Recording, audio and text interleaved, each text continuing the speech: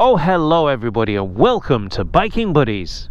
We're out on the bike today on a mini adventure. We are high up on the North Yorkshire Moors National Park, as you can see as you take an aerial flyby past myself and the T7 before we set off on our adventure. So as always, in fine Biking Buddies fashion, grab yourself a brew, grab yourself a beer, strap yourselves in and come with me on this week's mini adventure. Let's roll VT. Where do you go when you're young, when you're restless, when you're fun, cause you're desperate? Oh, here they come for a chance, for adventure. What's your poison, what's your pleasure?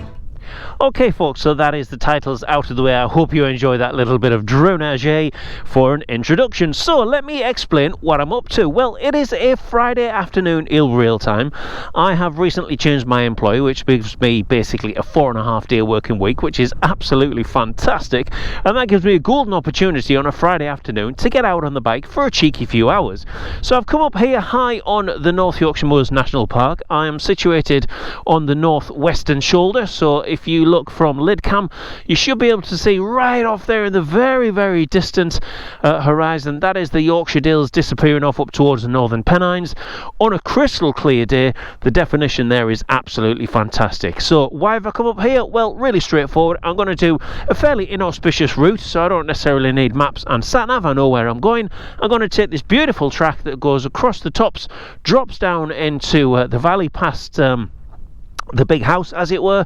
It's a very gentle track. I'm going to do a bit of woodland stuff, and then ultimately I'm going to get myself home via Ruddling Rig, which is a bit of a prescribed route, I know, but it's a nice infill for a few hours. So if you've got nothing better to do, then why don't you, as the title suggests, get a brew, get a beer, get a bottle of wine, and come with us on this Biking Buddies adventure. It should be a cracking few hours.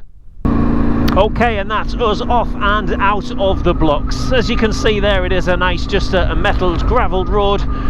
Got to be a little bit mindful, we've had some significant rain of late, albeit the land is so parched and dry that all of that moisture is readily just soaked away. But that said, we have got those bizarre things of puddles, and everybody likes a good puddle.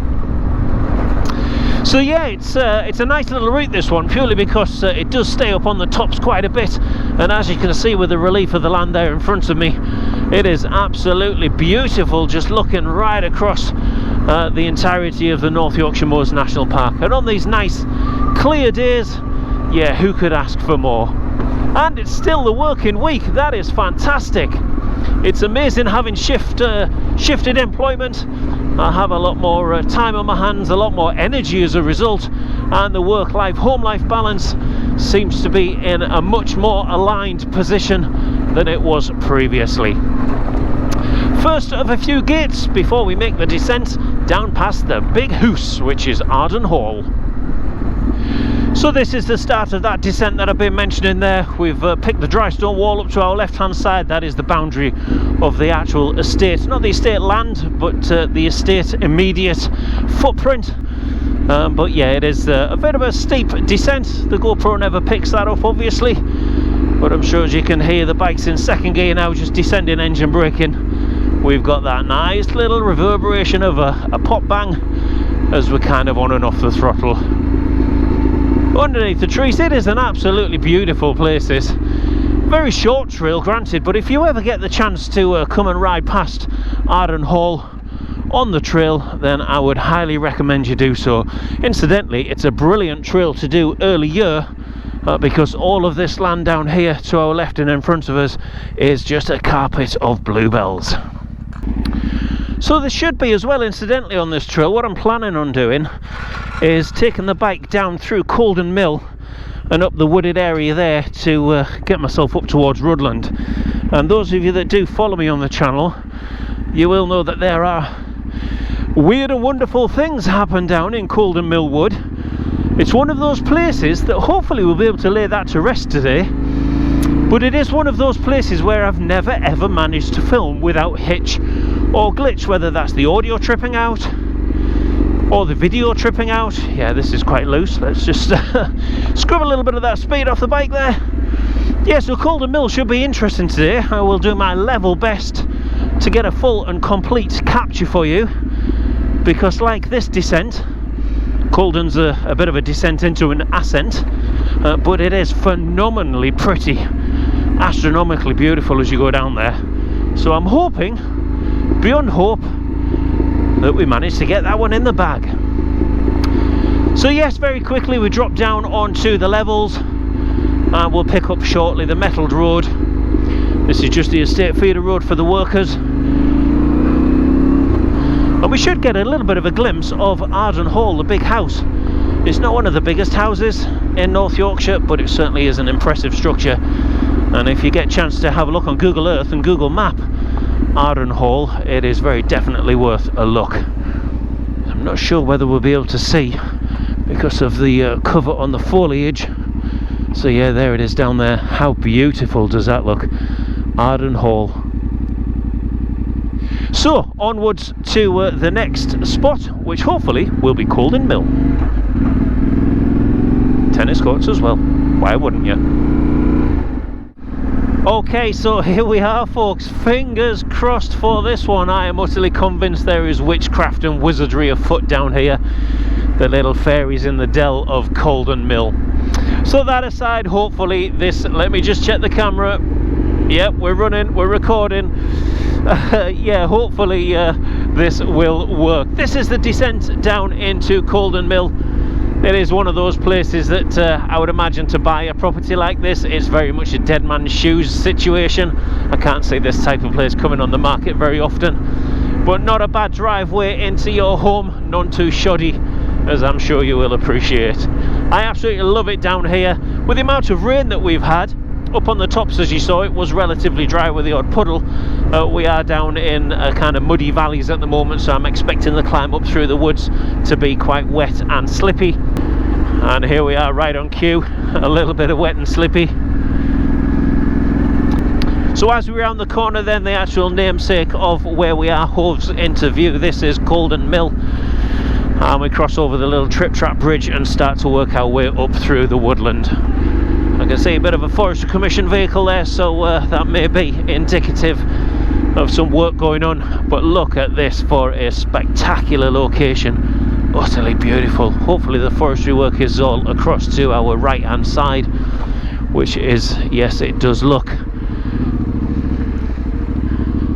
And yeah, this is the start of the Cauldon Mill climb. And there's our gate. Is this one to me? I believe it is.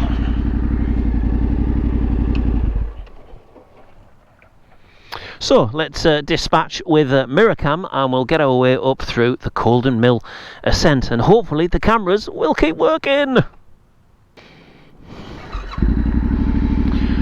So that sees us up through the gate and just a little way into the climb. It is quite wet underfoot, so the old bike's been squirming and squealing around a little bit.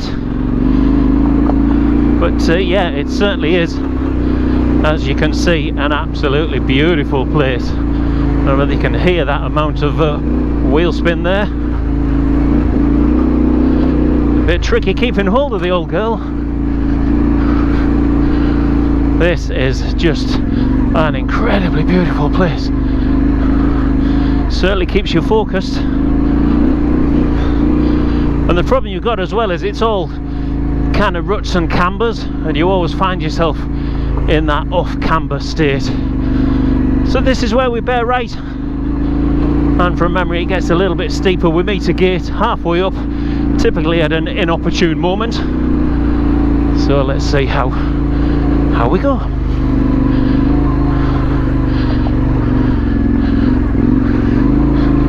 Oh, it's not too bad. It's actually quite rocky. I wonder if they put there's our gate. It's a to me gate, so make sure we've got enough of a footprint area. There we have. Just let's pause momentarily and just have a quick look around us, and obviously again virtually near silence. So this is what I was talking about earlier with the ruts. I mean, the camera doesn't really pick up the severity of ruts as such, but you can see if you get yourself offline on the outside of the bend as you're coming up and in here, you're in big trouble. We've then got the preferred line, which will be kind of centre to left, but you can see again how it's all kind of off camber and we've got this very undulating tilt in the land, and let's just have a quick look. You can see how very slippy it is if you get yourself somewhere out of kilter. You're very definitely putting the bike down, as I found out on the Triumph 1200 the second time I came up here. Okay, so we're through the final gate there that you can see behind me. It's now just a case of this last push up onto the arable fields. Arguably this can be the slippiest, albeit it does start to level off, so let's give it a whirl and see what it's like. Okay, let's get that climber gear. Yeah, it's not too bad with the gravel, he said, famous last words. Yeah, this is okay. This is considerably less slippy than the last time that I came up. Hear that back end just spin up. And there we are, pretty much up on the top. So yeah, I'm really glad that I did that. And hopefully, I really am hoping that the cameras worked and we actually filmed for the first time the complete sitting of Cauldon Mill.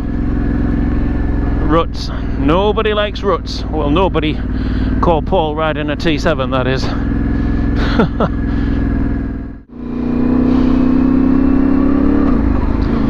And you can see this is Ruddling Rig there, just with the drone tracking me along, stretching off into the distance.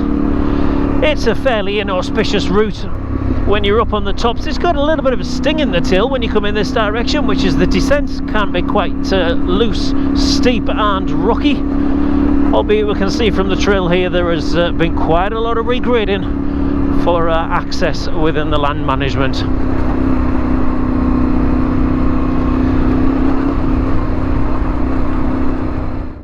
So as to just take a little bit of a pause stop here high up on the rig, you'll get the feeling there looking at the drone footage how vast and empty this is as the drone just climbs and spirals away from us.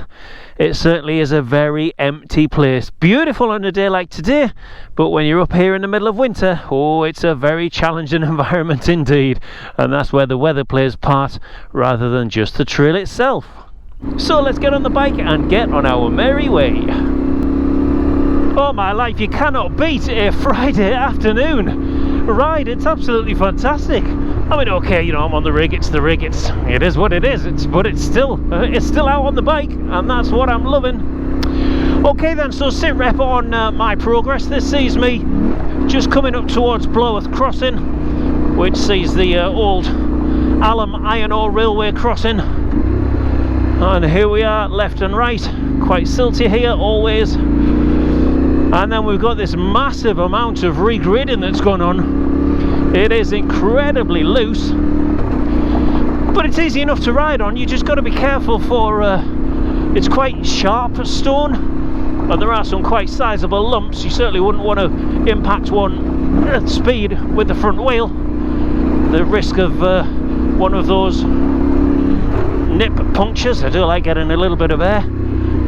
Yeah, the risk of those nip punctures is quite high, quite significant. There's a chap on a bike, so we'll just cross sides, shared spaces and all. Hopefully he's not right next to the deep pothole. No, he's not. No, thank you. So this is a little bit of a swamp hole, this one. It is quite deep. And very shortly we'll get the views off the top down towards the Tees Valley and beyond in the North Sea. And I must admit, you know, the rig is the rig, as I say, but the views when you're coming in this direction, they are absolutely spectacular. So synonymous before we drop off the tops are the grouse butts that you'll see to my left hand side. Once we clear those, we then start to pick up these spectacular views. I mean, would you look at that? For a sense of elevation, where we are, it really doesn't get much better than this. That is, to coin a phrase, spectacular.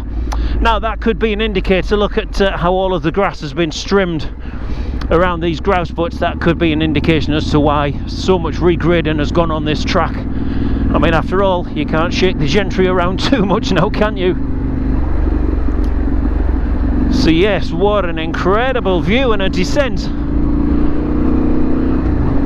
It's a shame, you know, when Hippodrome's Pete came up to visitors that he only had a very small time window. Obviously I would have absolutely loved to get him up here.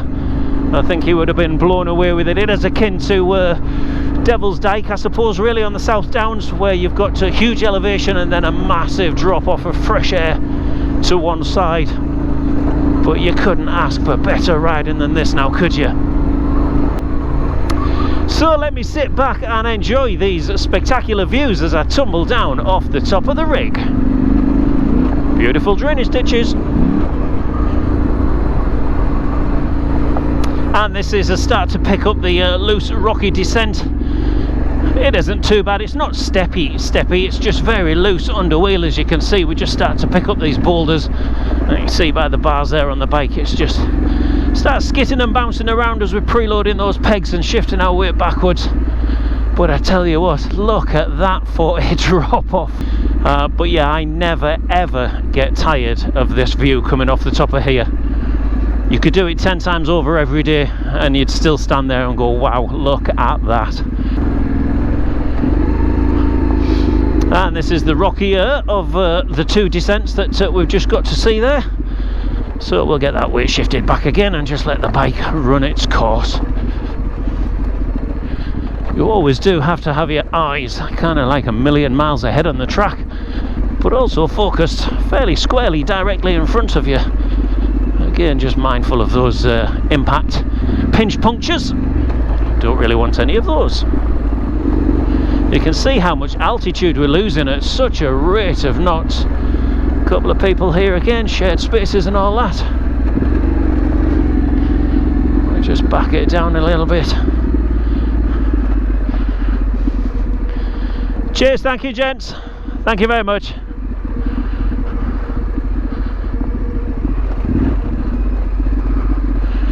And this is where we start to get the steppier sections. Just where that wrong deal, where that sandstone is protruding through.